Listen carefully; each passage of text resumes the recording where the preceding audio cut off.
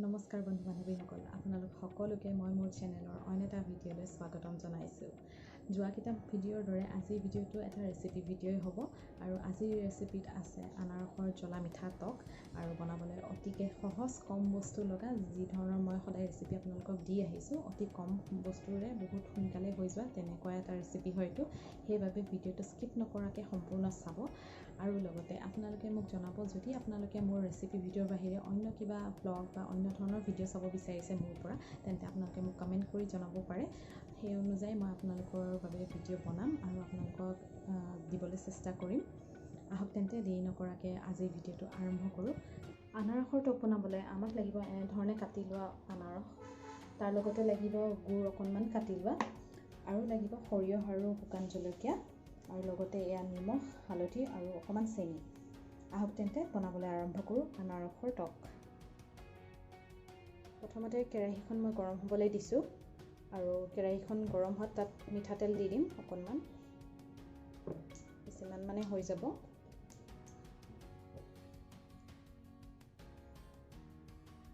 এতিয়া তেলখিনি গৰম হোৱাত ইয়াতে মই সৰিয়হ আৰু শুকান জ্বলাটো দি দিম আৰু দিয়াৰ লগে লগে মই ইয়াত ঢাকনখন মাৰি দিম।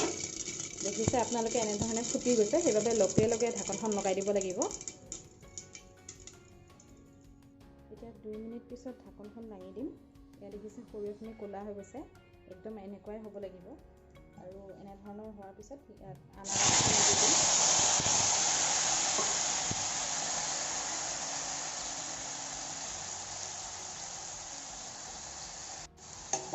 আনাৰসখিনি দি এনেধৰণে লৰাই দিম।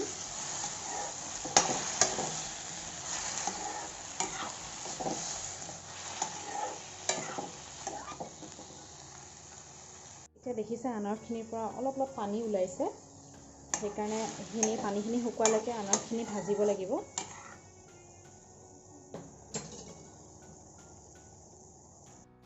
এতিয়া অলপ সময় ভজাৰ পিছত পানীখিনি কিছু শুকাই গৈছে।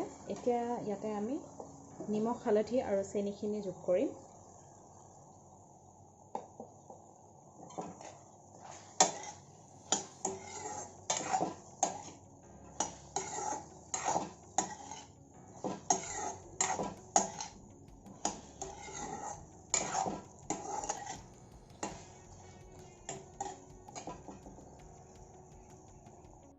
এতিয়া মই প্ৰায় 3 মিনিটমান এনেধৰণে ভাজি আছোঁ আৰু ইয়াত দেখিছে গোটেই পানীখিনি শুকাই গৈছে। আৰু এতিয়াই আমি ইয়াতে গুড়খিনি যোগ কৰিম।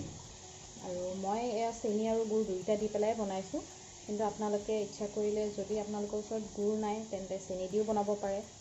যেনেধৰণে বনায় এইটো আপোনালোকৰ ওপৰত কথা, খালি পৰিমাণটো আপোনালোকৰ সোৱাদ অনুসৰি দি ল'ব।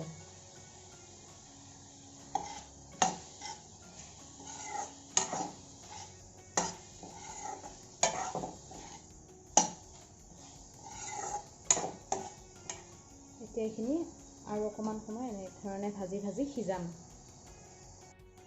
এতিয়া এইখিনি এনেধৰণে প্ৰায় 6-7 মিনিটমান ঢাকন দি পেলাই সিজিবলৈ দিম।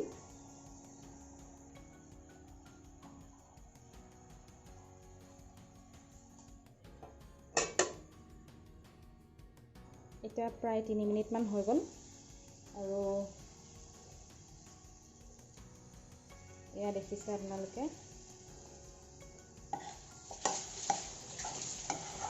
আনাৰসখিনি সিজিছে প্ৰায়, আৰু অকণমান লাগিব তথাপি সিজিবলৈ। সেইবাবে এতিয়া এই মুহূৰ্তত মই ইয়াত অকণমান পানী যোগ কৰিম।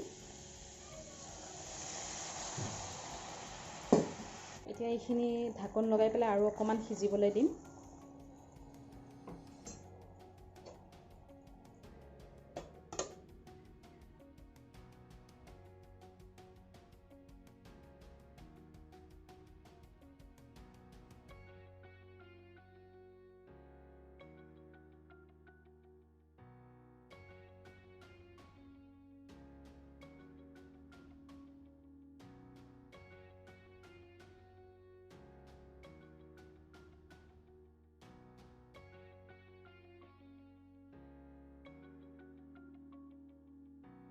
এতিয়া প্ৰায় 5 মিনিটমান পিছত চাম।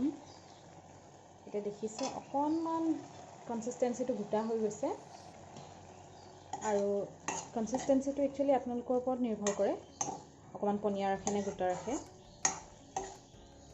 আৰু আনাৰসখিনি সিজিছে, আৰু সিজাটো আপোনালোকৰ ওপৰত কথা, কাৰণ কিছুমানে অকণমান বাইট আহিলে খাই ভাল পায়, তেনেকুৱাকৈও ৰাখিব পাৰে। মই অকণমান তেনেকৈয়ে ৰাখিছোঁ, আৰু নহ'লেতো একদম গলি যোৱাকৈও বনাব পাৰে, যাতে গোটেইখিনি পিচ পিচ নিচিনা হৈ নাথাকে। সেইটো আপোনালোকৰ ওপৰত কথা। এতিয়া ইমানতে মই গেছটো বন্ধ কৰি দিছোঁ, আৰু আনাৰসৰ জ্বলা মিঠা টক ৰেডি হৈ গৈছে। এতিয়া মই এইখিনি এটা ছাৰ্ভিং বউলত ট্ৰান্সফাৰ কৰি লওঁ। এয়া ৰেডি হৈ গৈছে আমাৰ আনাৰসৰ টক। দেখিবলৈও কালাৰটো বহুত ধুনীয়া হৈছে, আৰু খাবলৈও বহুত সোৱাদ হয়। আপোনালোকেও ট্ৰাই কৰি চাব, খাই চাব, কেনেকুৱা পায় মোক কমেণ্ট কৰি জনাব। আশা কৰোঁ আপোনালোকে আজিৰ ভিডিঅ'টো চাই ভাল পালে। যদি ভাল পালে ভিডিঅ'টো এটা লাইক কৰি দিব, ভিডিঅ'টো শ্বেয়াৰ কৰিব, আৰু যদি প্ৰথমবাৰ মোৰ চেনেলটো চাইছে তেন্তে এবাৰ চেনেলটো ছাবস্ক্ৰাইব কৰি ল'ব, আৰু মোৰ যিকেইটা ভিডিঅ' দি থোৱা আছে অনুগ্ৰহ কৰি ভিডিঅ'কেইটা চাব। আশা কৰোঁ আপোনালোকে ভাল পাব গোটেইকেইটা ভিডিঅ' চাই পেলাই, আৰু আগলৈ মোৰ ভিডিঅ' চাই থাকিবলৈ আৰু ভিডিঅ'ৰ ন'টিফিকেশ্যন পাই থাকিবলৈ বেল আইকনটো টিপি দিবলৈ একদম নাপাহৰিব। আজিলৈ আহিছোঁ তেন্তে, ভিডিঅ'টো চোৱাৰ বাবে বহুত বহুত ধন্যবাদ।